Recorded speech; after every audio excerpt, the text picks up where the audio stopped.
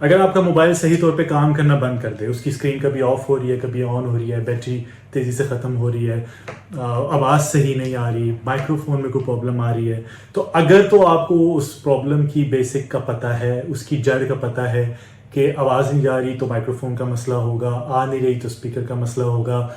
अगर तो आपको इनको बेसिक चीज़ों का पता है तो आप फ़ौरन दुकानदार के पास जाएंगे, रिपेयरिंग शॉप पे जाएंगे, मोबाइल देखेंगे, इसका माइक्रोफोन चेंज कर दें, स्पीकर चेंज कर दें, या इसकी एलसीडी का कोई इशू है।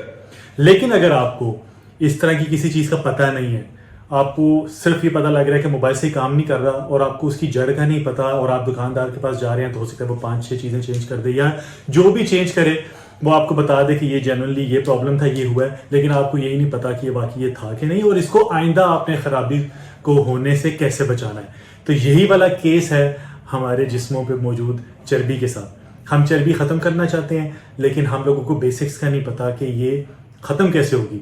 जैसे ही किसी के जहन में आता है कि मैंने चर्बी ख़त्म करनी है, वज़न कम करना है, तो उसके जहन में डाइट आती है और एक्सरसाइज आती है। किस तरह की डाइट होनी चाहिए, कितनी कैलोरीज होनी चाहिए, मैक्रोस क्या रखने हैं, मेरी बॉडी को क्या सूट करता है, मुझे साथ सप्लीमेंट्स क्या लेने हैं, वाइटामिन्स क्या लेने हैं, मुझे अपनी रूटीन क्या रखनी है एक्सरसाइज की, कुछ पता नहीं है। और यहीं से सारी खराबी शुरू होती है। तो एग्जाम्पल हम शुरू करते हैं एक्सरसाइज से।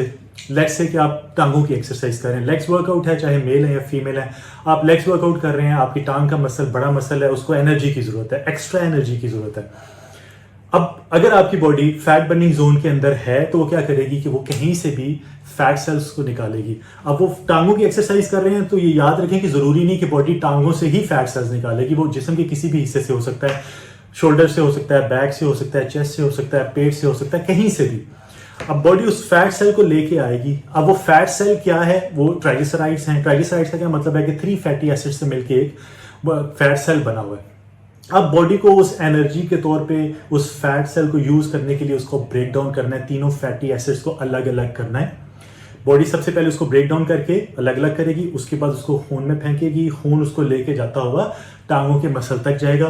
वहां पे ये फैटी एसिड्स माइटोकॉन्ड्रिया में कन्वर्ट होंगे और फिर एटीपी में कन्वर्ट होंगे, यानी फिर एनर्जी में कन्वर्ट होंगे एंड पे। तो इस बात को जहन में रखें कि जो फैट सेल्स हैं वो रेडी हालत में पड़ी हुई एनर्जी नहीं है, बॉडी को उसको कन्वर्ट करना पड़ता है, ब्रेक डाउन करना पड़ता है एक प्रोसेस के जरिए, उसके बाद उसको एनर्जी के तौर पे इस्तेमाल कर सकती है।